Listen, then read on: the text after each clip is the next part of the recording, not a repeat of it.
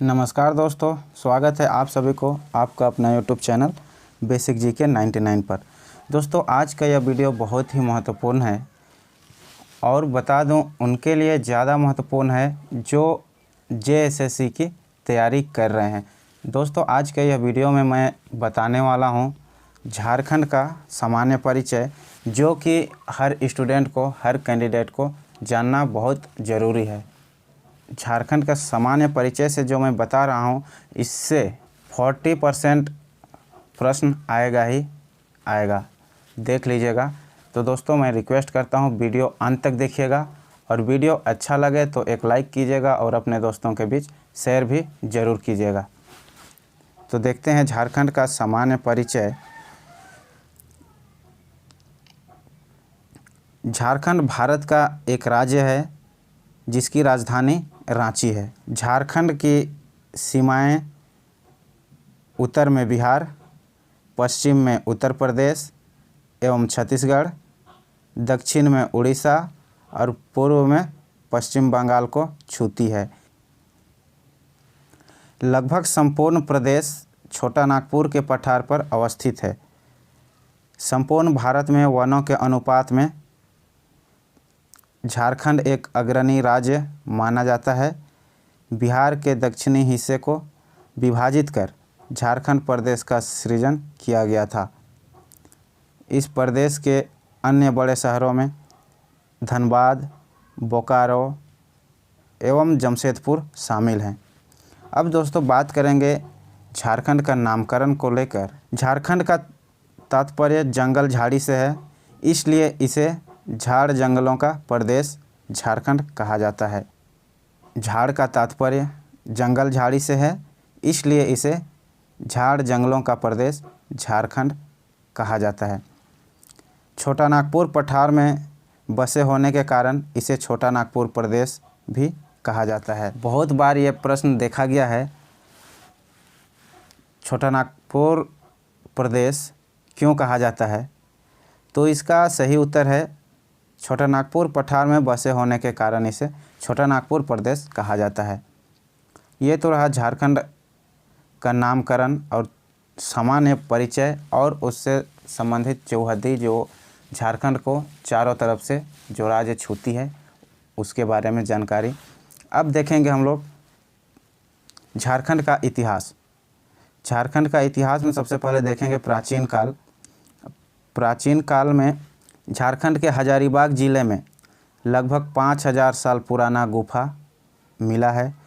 इस राज्य में 1400 ईसा पूर्व काल के लोहे और औजार, मिट्टी के बर्तन के अवशेष मिले हैं। 325 ईसा पूर्व में भारत के उत्तरी इलाके बिहार से उत्पन्न मौर्य साम्राज्य का हिस्सा हुआ करता था। याद रखिएगा, 325 ईसा पूर्व में भारत के उत्तरी इलाके के बिहार से उत्पन्न मौर्य साम्राज्य का हिस्सा हुआ करता था। फनी मुकुट राय ने छोटा नागपुर में नागवंशी वंश का स्थापना की थी। मोस्ट इम्पोर्टेंट प्रश्न है, छोटा नागपुर में नागवंशी वंश की स्थापना किसने की थी? तो फनी मुकुट राय ने नागवंशी वंश की स्थापना की थी। याद रखिएगा दोस्तों। देखेंगे हम लोग मध्यकाल। मध्यकाल में इस क्षेत्र में चेरो राजवंश और नागवंशी राजवंश राजाओं का शासन था।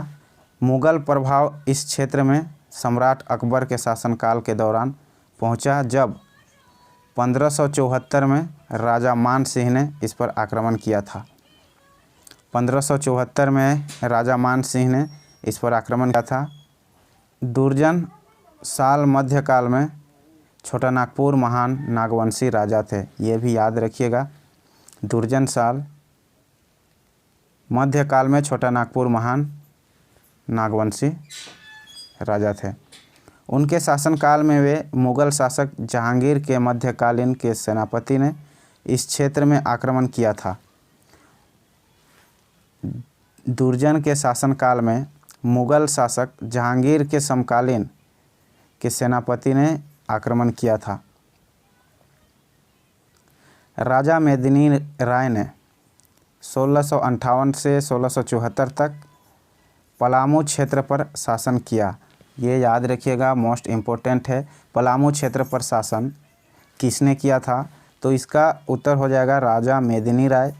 और कब से कब तक किया था? तो उसका सही उत्तर हो जाएगा 1658 से 1674 तक। चेरो राजवंश के कमज़ोर होने के साथ ईस्ट इंडिया कंपनी का इस क्षेत्र में दखल हुआ। जब चेरो राजवंश चल रहा था तो वो कमज़ोर पड़ा, उसके बाद ईस्ट इंडिया कंपनी का आगमन हो जाता है। ब्रिटिश ईस्ट इंडिया कंपनी ने चेरो को पलामू किले पर कब्जा किया था। बहुत ही महत्वपूर्ण सवाल यहाँ पर बनता है, ईस्ट इंडिया कंपनी ने चेरो के पलामू किले पर कब्जा किया था। तो मोस्ट इम्पोर्टेंट सवाल है कि ईस्ट इंडिया कंपनी ने चेरो को किस किले पर कब्जा किया था, या फिर ईस्ट इंडिया कंपनी ने सबसे पहले कहाँ पर कब्जा किया था?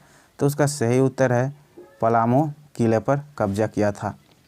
तो बढ़ते हैं आगे और देखते हैं आधुनिक काल। आधुनिक काल 1765 के बाद यहाँ ब्रिटिश ईस्ट इंडिया कंपनी का प्रभाव पड़ा। आंग्ल मराठा युद्ध के बाद छोटा नागपुर पठार के कई राज्य ब्रिटिश ईस्ट इंडिया कंपनी के अधीन हो गए। छोटा नागपुर पठार के कई राज्य ब्रिटिश ईस्ट इंडिया कंपनी के अधीन हो गए आंग्ल मराठा युद्ध के बाद। याद रखिएगा, आंग्ल मराठा युद्ध के बाद छोटा नागपुर पठार के कई राज्य ब्रिटिश ईस्ट इंडिया कंपनी में अधीन हो गए थे। उनमें नागवंश रियासत, रामगढ़ रियासत, सरायकेला, जसपुर, सरगुजा आदि शामिल थे।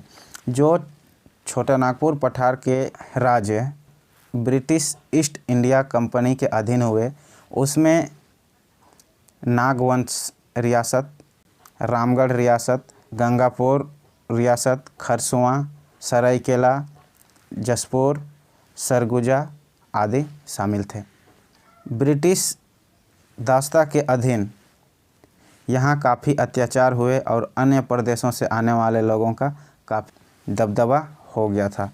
इस कालखंड में इस प्रदेश में ब्रिटिशों के खिलाफ बहुत से विद्रोह हुए। उस कालखंड में झारखंड में बहुत से विद्रोह हुए। अब हम लोग देखेंगे उनमें से कुछ प्रमुख विद्रोह कि कौन कौन से विद्रोह हुए थे, जो कि बहुत ही महत्वपूर्ण है। दोस्तों, वीडियो अच्छा लग रहा है तो एक लाइक कीजिएगा और अपने दोस्तों के बीच शेयर भी ज़रूर कीजिएगा। तो देखते हैं कुछ प्रमुख विद्रोह। उसमें 1769 से 1805 तक चुआड़ विद्रोह चला, जिसका नेतृत्व रघुनाथ महतो कर रहे थे।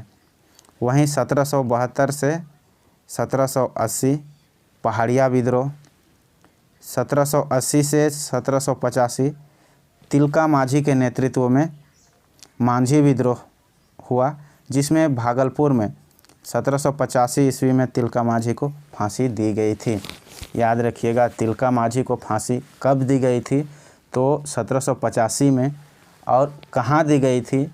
तो भागलपुर में फांसी दी गई थी। वहीं 1795 से 1821 तमाड़ विद्रोह, 1793 से 1796 मुंडा विद्रोह चला, जिसका नेतृत्व रामशाही कर रहे थे। 1800 से 1802 मुंडा विद्रोह दूसरा बार हुआ।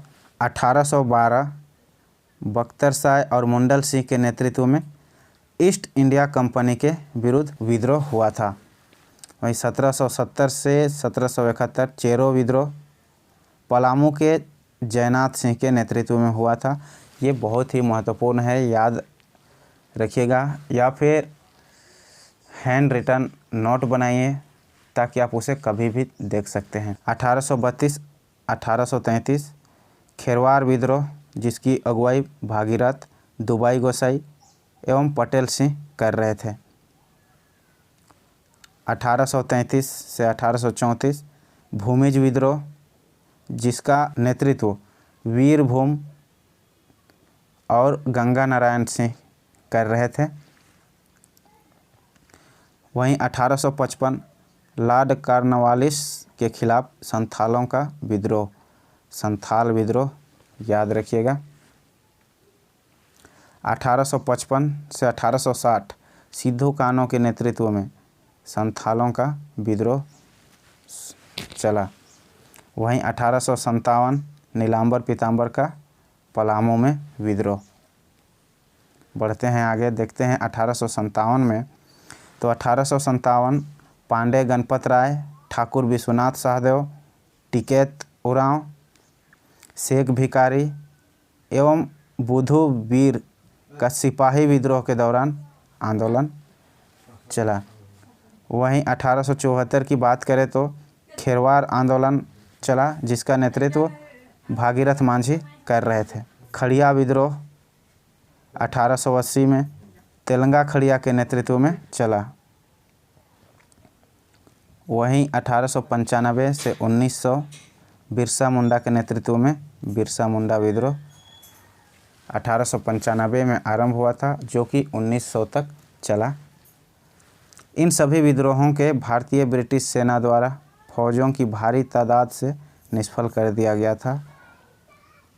इसके बाद 1914 में यात्रा भगत के नेतृत्व में लगभग 26,000 आदिवासियों ने फिर से ब्रिटिश सत्ता के खिलाफ विद्रोह किया था, जिससे प्रभावित होकर महात्मा गांधी ने आज़ादी के लिए सविनय अवज्ञा आंदोलन आरंभ किया था।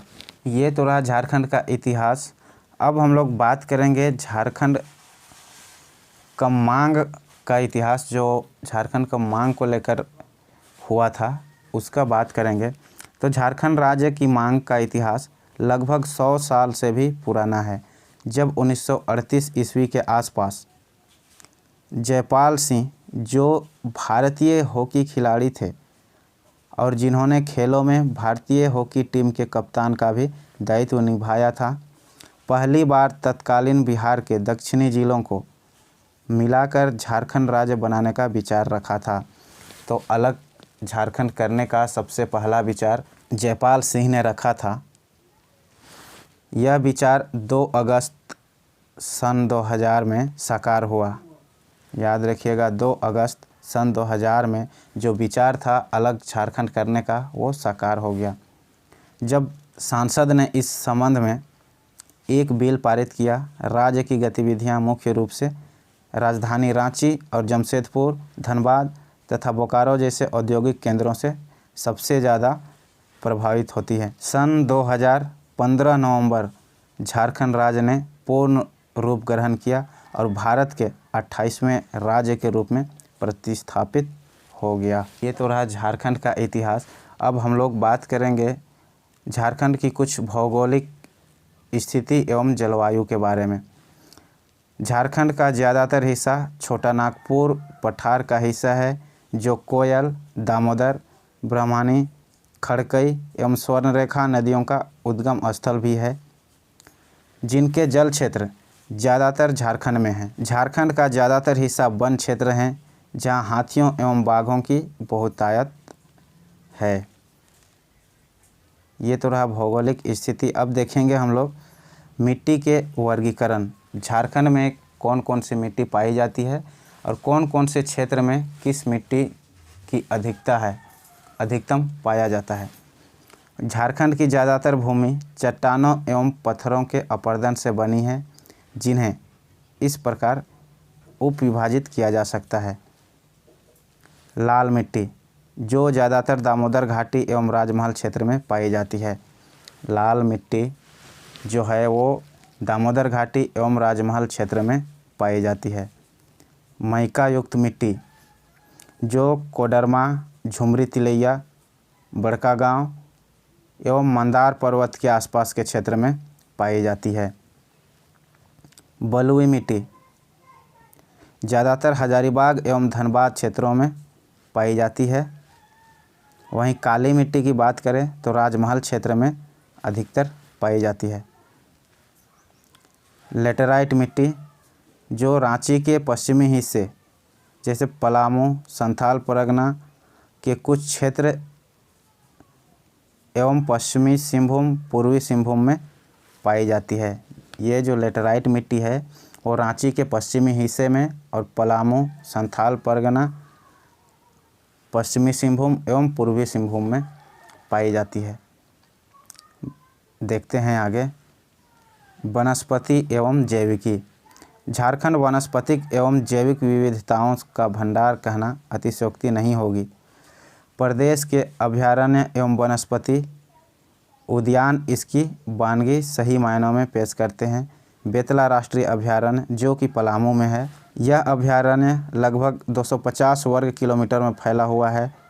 विविध वन्य जीव जैसे बाघ, हाथी, भैंसें, सांबर, सैकड़ों तरह के जंगली सूअर एवं 20 फुट लंबा अजगर, चीतीदार हिरने एवं अन्य स्तनधारी प्राणी इस पार्क की शोभा बढ़ाते हैं।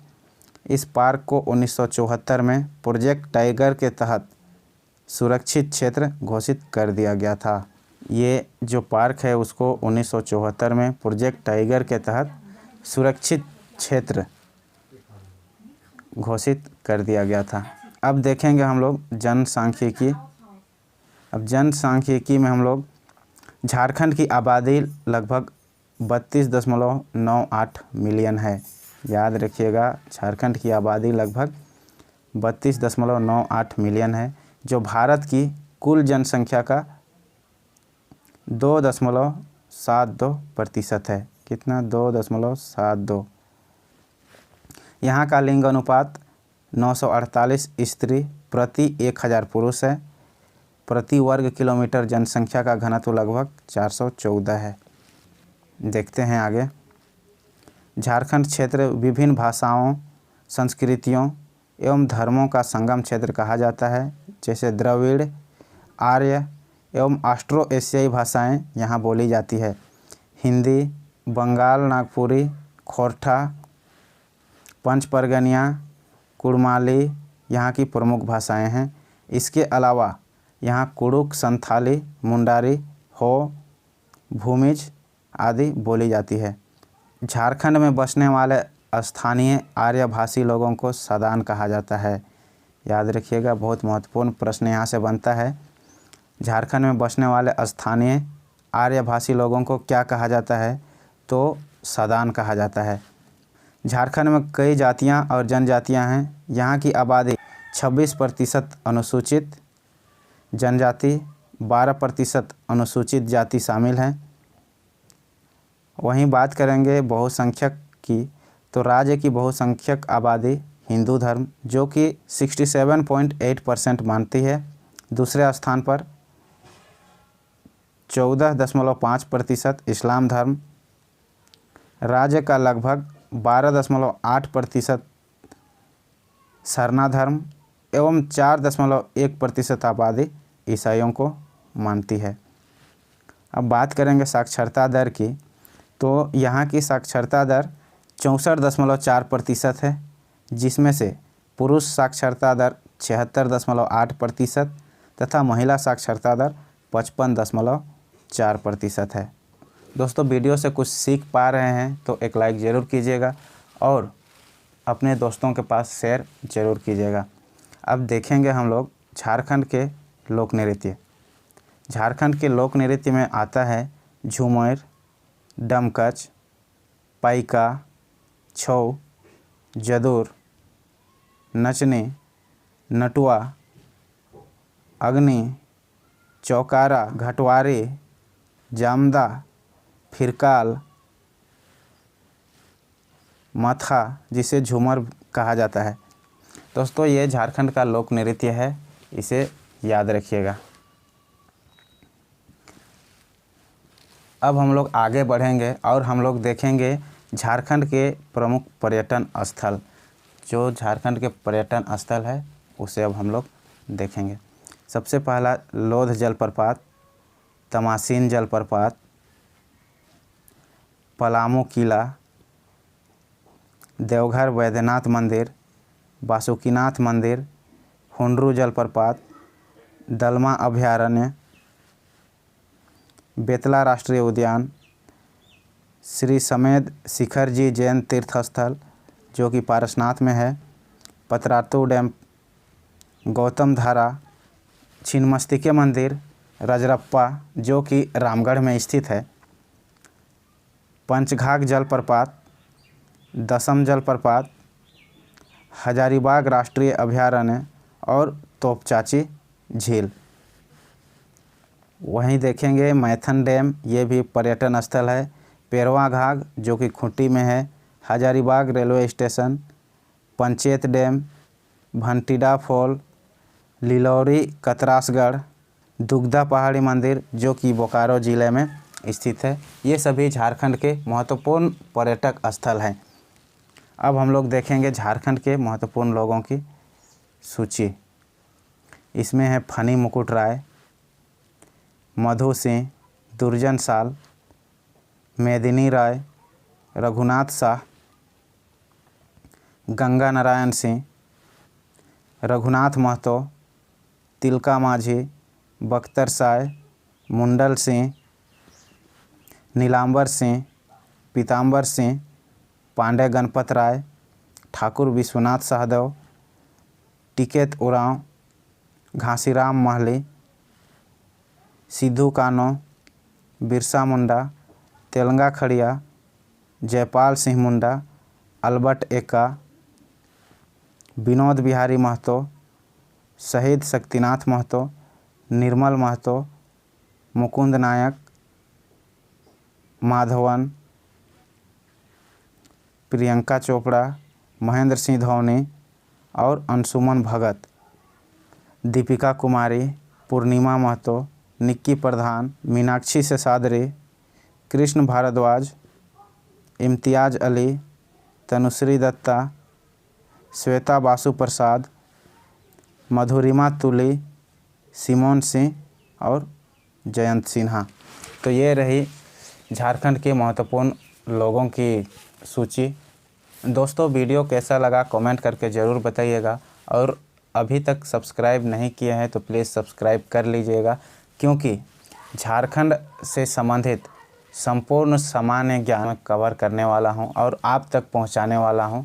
तो जहां तक आप कोशिश कीजिए जो भी वीडियो अपलोड होती है उसका हैंड रिटन बनाने का, और हैंड रिटन बनाइए। झारखंड में जो भी वैकेंसीज आती हैं तो उसका आप तैयारी कीजिए, क्योंकि आप जान रहे हैं कि झारखंड से रिलेटेड 40 क्वेश्चन या 50 क्वेश्चन हर एग्ज़ाम में देता है। तो मैं उसी को मद्देनज़र रखते हुए झारखंड का संपूर्ण सिलेबस कवर करने वाला हूं। तो प्लीज़ आप सब्सक्राइब कर लीजिएगा।